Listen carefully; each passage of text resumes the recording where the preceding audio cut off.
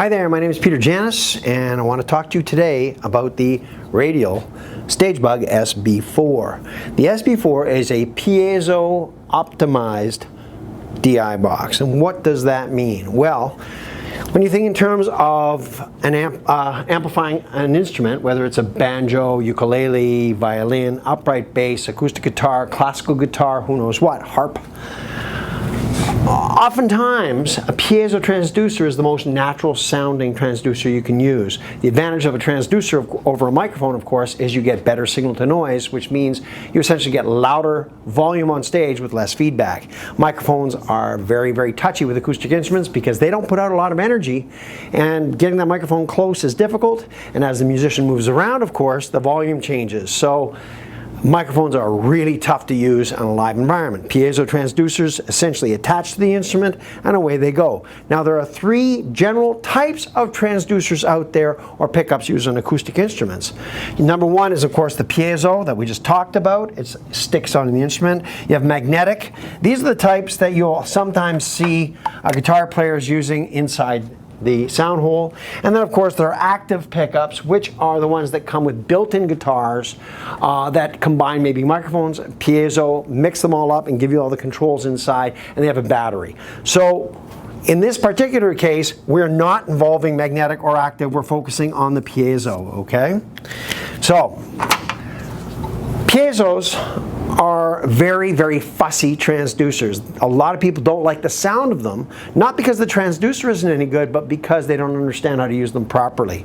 A piezo needs to see a very high input impedance. The higher the better. Most DI boxes that might have a 500K or 1 meg ohm input or input impedance are not giving that piezo enough of an impedance or enough of a bump to make it sound nice.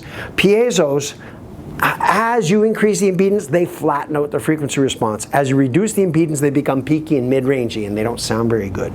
So the SB-4 has a 5 meg ohm, so much, much higher input impedance than a typical DI box at 5 million ohms. Okay, so that's number one.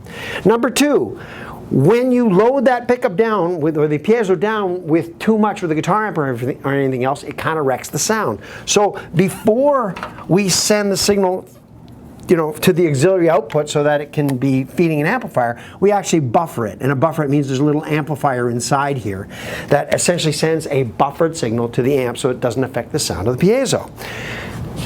The SB-4 is active. That means it receives 48 volt phantom, so 48 volts, from the mixing console through the XLR cable, and this also sends the signal out back to the mixing console. So there you go. So this is from the SB-4, you go into the mixer you go into your system. Now we've also got a couple other really cool little features on here.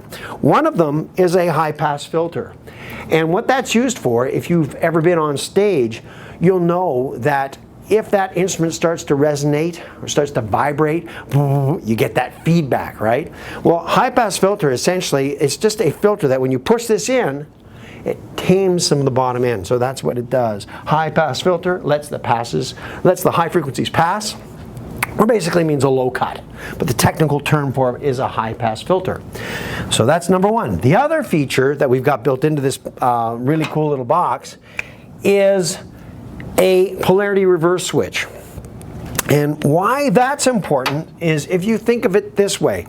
You're standing on stage, you've got your microphone there, you've got your acoustic guitar or whatever it is you're playing, turn up the PA and woo, you get a feedback. Well, why is that feedback happening where you're standing? Well, one of the main causes of feedback that people don't realize is that the sound coming from the PA system will interact with the sound coming from the monitors and the actual room acoustics. So what that means is that if I've got the sound coming from the PA and the monitor, and here you get the sound of the monitor here and the PA, and they happen to be in phase with each other, they double up at that particular frequency, causing feedback. By reversing the polarity, essentially you get rid of this and it comes in this way. at that particular frequency. So it actually reverses the polarity, and you get a cancellation happening at that particular spot. Sometimes you can solve a lot of feedback problems that way without adding any equalization. Another trick is moving the monitor slightly. If you move the monitor in a different direction, it can sometimes help you a lot with feedback, okay? So feedback control is not just about EQ, it's actually got to do with the acoustical space and where you're standing, and that's what makes the SB4 particularly cool. It has that polarity reverse switch built in. Let's just review the features. Okay, number one, it's compact. It'll fit in your violin case. That's cool. Number two, it's piezo optimized, so it's designed for piezo transducers.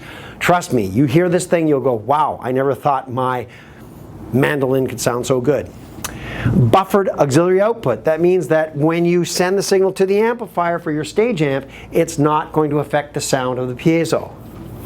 High pass filter essentially gets rid of the low frequency bass and resonance.